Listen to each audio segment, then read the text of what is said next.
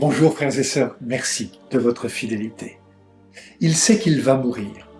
Il rassemble ses amis pour un dernier repas. À leur grande surprise, il commence par un geste. Lui, le maître, lave les pieds de ses disciples, puis il leur demande de faire de même.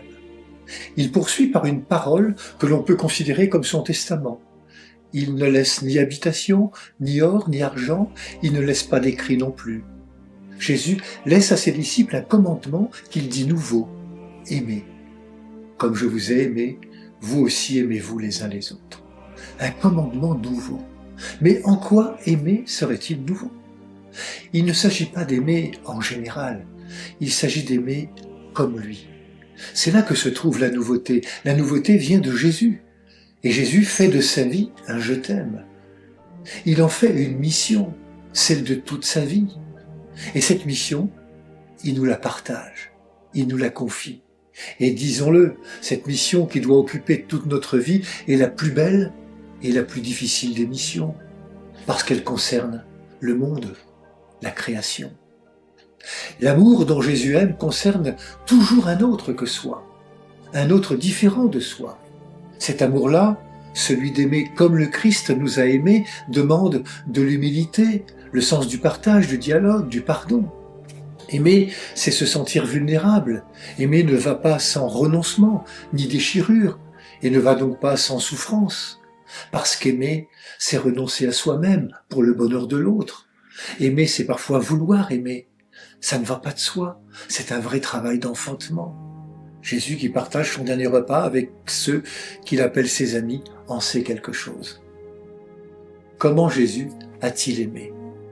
D'un amour sans jugement, fidèle, respectueux, patient, qui rend libre, qui n'écrase pas, simple, un amour qui se met à notre hauteur, mais qui nous désire encore plus grand, plus cohérent, un amour vrai, gratuit, inconditionnel. Aimer, c'est être avec. Toute sa vie, Jésus l'a montré, il se rend présent aux personnes. Dans la première lecture, vous avez remarqué que les apôtres rapportent tout ce que Dieu avait fait avec eux. Ils disent avec eux et non pas pour eux. C'est important.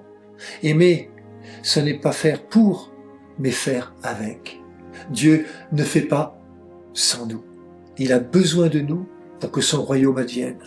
C'est ensemble, Dieu et nous, que nous pouvons réaliser des merveilles. Lorsque j'étais à Saint-Priest, une femme est venue me trouver à la fin d'un baptême avec sa fille, Caroline, qui est hémiplégique et autiste. Denise, sa maman, me demande de célébrer avec sa fille le sacrement des malades. Je suis donc allé chez elle. Caroline était au sol. Je regarde sa mère, je ne savais pas comment m'y prendre. Je me suis mis à ras-le-sol à mon tour, pour être à sa hauteur. Caroline était agitée.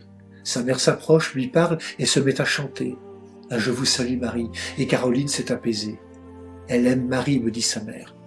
Je lui parle tout en faisant une onction dans sa main, et voilà que d'un geste ferme, Caroline me serre très fort le cou en souriant. J'ai compris ce jour la proximité de Dieu à travers les pauvres créatures que nous sommes. Frères et sœurs, ce n'est qu'avec le Seigneur que nous pourrons vivre et faire vivre toute chose nouvelle. Vivre, c'est aimer, et aimer, c'est faire vivre. Il n'y a pas de réalité humaine plus profonde que celle-là. Et c'est en ce sens qu'au plan de la foi chrétienne, l'amour est à la fois une décision et une responsabilité, et donc un engagement et un témoignage. C'est pourquoi l'évangile de ce dimanche se termine en disant « C'est à l'amour que vous aurez les uns pour les autres qu'on vous reconnaîtra comme étant mes disciples. » Frères et sœurs, en ce dimanche, osons une présence au monde qui dise le Christ et son amour. Bonne journée à toutes et à tous, prenez bien soin de vous et des autres.